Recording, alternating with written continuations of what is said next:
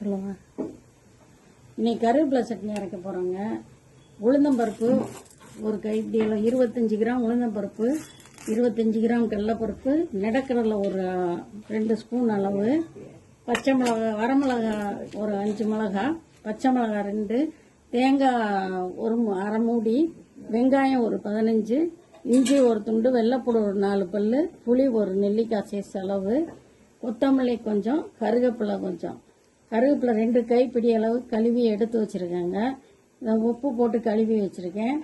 இதை வறுத்து நம்ம சட்னி அரைக்கலாம். 2 ஸ்பூன் எண்ணெய் ஊற்றிருக்கேங்க. உளுந்தம்பருப்பு அதில் போட்டுடலாங்க. கடலைப்பருப்பையும் அதிலே போட்டுடலாம். உளுந்தம்பருப்பு கடலைப்பருப்பு ரெண்டையும் ஒன்றா போட்டுடலாம். போட்டு வறுத்துக்கலாம்.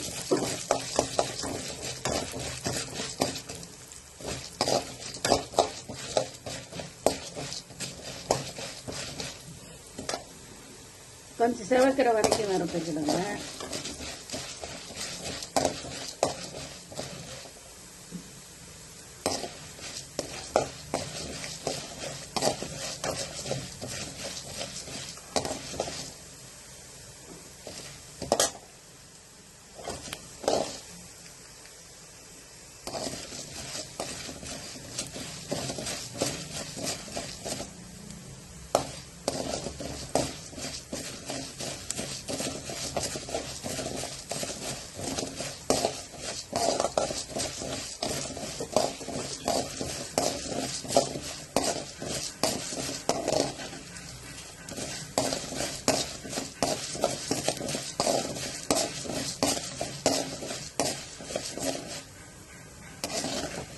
பாருங்க, இந்த அளவு செவக்கிற வரைக்கும் வறுத்துக்கிறோங்க. இதுலேயே வரமிளகாய் போட்டுடலாங்க. கடலைப்பருப்பையும் போட்டுடலாம். வேர்க்கடலையும் போட்டுடலாம். அதையும் வறுத்துக்கலாம். வறுத்த வேர்க்கடலாம் போட்டிருக்கேன். அடுத்து வெங்காயத்தை போட்டுக்கலாம். வெங்காயம், இஞ்சி ஒரு துண்டு போட்டிருக்கேங்க. வெள்ளைப்பூடு 4 பல் போட்டிருக்கேன்.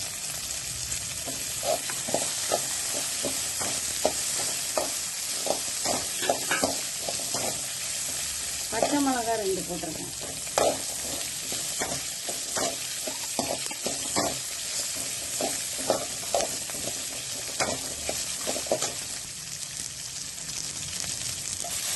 கருவேப்பிலையை போட்டுடலாங்க. 2 கைப்பிடி அளவு அலசிட்டு எடுத்து வச்சுருக்கேன்.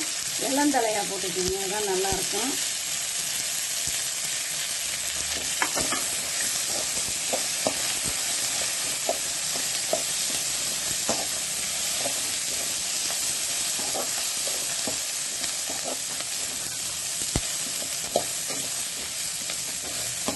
கருவேப்பிலை கொஞ்சம் வரணும்.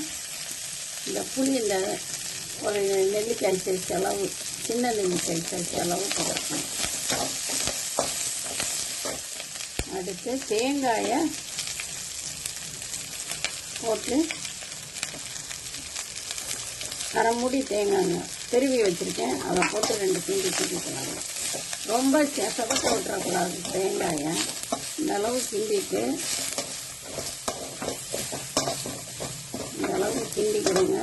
கிண்டிக்கிட்டு லாஸ்ட்டாக கொத்தமல்லியை போட்டுங்க கொஞ்சம்.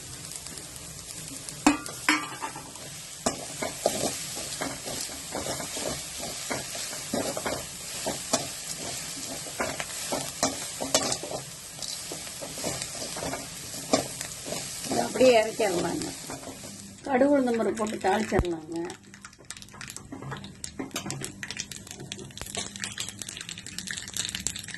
கடுகு உளுந்தம்பருப்பு போட்டு கருவேப்பிலை கொஞ்சம் போட்டுக்கலாம். பெருங்காயத்தூள் கொஞ்சம் போட்டுக்கலாம். போட்டு தாளிச்சு இதில் சட்னியில் விட்டுறலாங்க. சட்னியில் உப்பு போட்டு அரைச்சி வச்சுருக்கோம். இதில் உப்பு போட்டுக்கோங்க. அவ்வளோதாங்க, சூப்பரான கருவேப்பிலை சட்னி ரெடிங்க. இட்லி, தோசை, சப்பாத்தி எதுக்கு வேணாலும் தொட்டுக்கலாங்க. நல்லாயிருக்கும். உடம்புக்கும் ஹெல்த்தியானதுங்க.